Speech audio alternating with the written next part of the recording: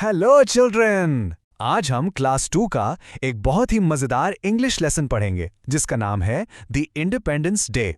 और पता है क्या, ये लेसन हम एक ब्रिटिश टीचर के साथ पढ़ेंगे ताकि आप सब बिल्कुल साफ और सही प्रोनाउंसिएशन सीख सके। That's right! It's so lovely to be with you all. First, I'm going to read the whole story for you. All you have to do is listen very, very carefully to how I say each word. Are you ready? Let's begin. Everybody is excited on the 14th of August. It is Pakistan's Independence Day. We became independent on this day in 1947. We start our day by offering special prayers. We wear clean clothes, cook tasty foods, and visit our friends and relatives. We decorate our home and fly a big flag on the roof. We wave big and small flags and sing patriotic songs. When we listen to the national anthem, we stand up in respect and stay silent until the end. We talk about how and why Pakistan came into being. We ask our teachers and they tell us. We talk about Quaid-e-Azam Muhammad Ali Jinnah and Allama Muhammad Iqbal. We are proud to be Pakistanis. वाह, क्या जबरदस्त reading थी।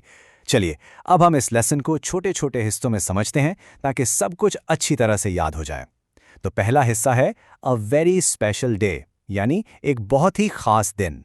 Everybody is excited on the 14th of August. It is Pakistan's Independence Day. इसका मतलब है कि 14 अगस्त को हर कोई, आप, हम सब लोग बहुत खुश और पुरजोश होते हैं क्योंकि ये पाकिस्तान का यौम आज़ादी जो है।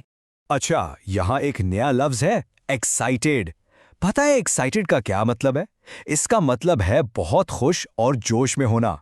बिल्कुल वैसे ही जैसे आप ईद पर या अपनी बर्थडे पर एक्साइटेड होते हैं ना, बस वही feeling. Oh, that's a perfect example. Eid is a very exciting time indeed. Right then, children, let's all practice saying that word together. Repeat after me. Excited. Let's try one more time. A little louder now. Excited. Brilliant.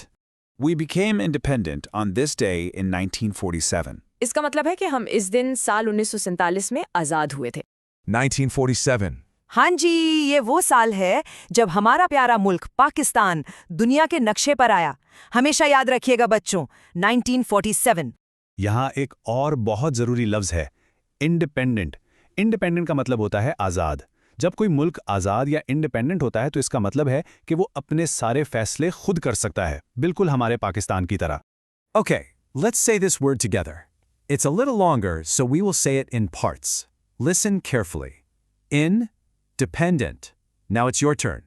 Let's do it once more. Independent. Just wonderful. जबरदस्त, आप तो बहुत अच्छा सीख रहे हैं। चलिए अब देखते हैं कि हम ये खास दिन इतनी खुशी से मनाते कैसे हैं। अगला हिस्सा है आवर जॉयफुल सेलिब्रेशंस, यानी हमारे खुशियों भरी तकरीबात। We start our day by offering special prayers. We wear clean clothes, cook tasty foods, and visit our friends and relatives. तो इसका मतलब है कि हम अपने दिन की शुरुआत खास दुआओं से करते हैं।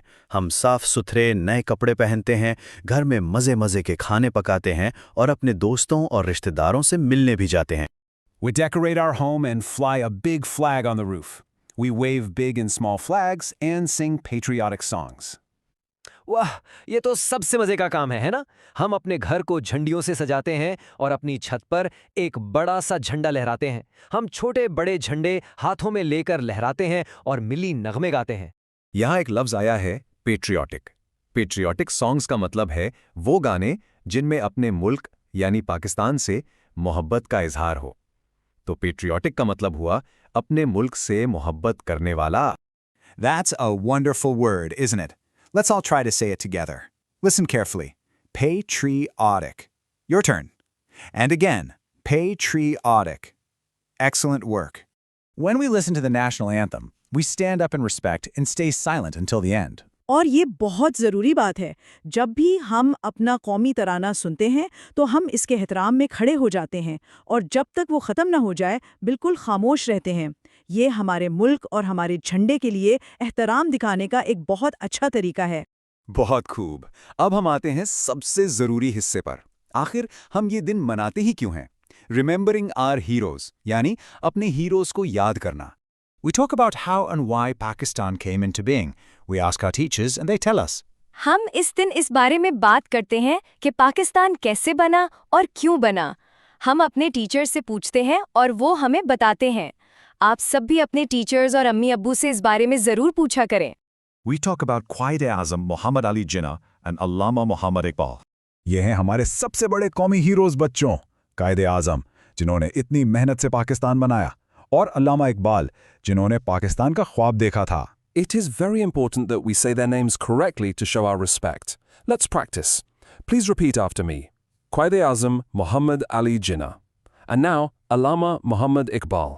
Very well done. और अब हम आ गए हैं आखिरी हिस्से पर, जो कि हम सबके दिल की आवाज़ है, प्राउड टू बी पाकिस्तानी, यानी पाकिस्तानी होने पर फख्र।